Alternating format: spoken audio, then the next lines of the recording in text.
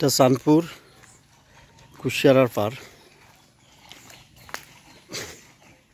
এই কুশিয়ারার পানিবন্দী মানুষ, আসলে এরা ঘরবাড়ির অবস্থা খুবই খারাপ।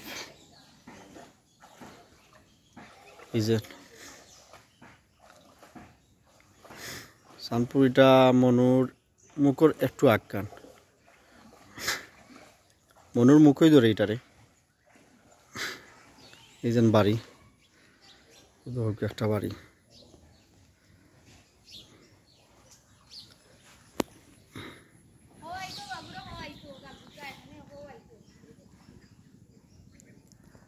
বাড়ি একবারে, আর খাঁচাগর বাড়ি আছে ভিতরে। প্রায় করলাম না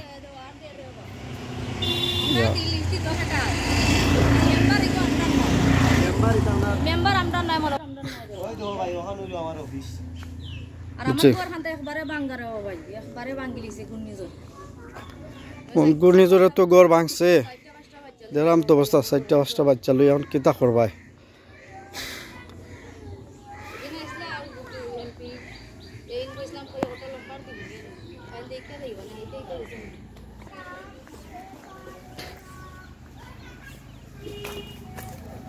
একবারে অবস্থা খারাপ, এটা বাড়িঘরের ভিতর।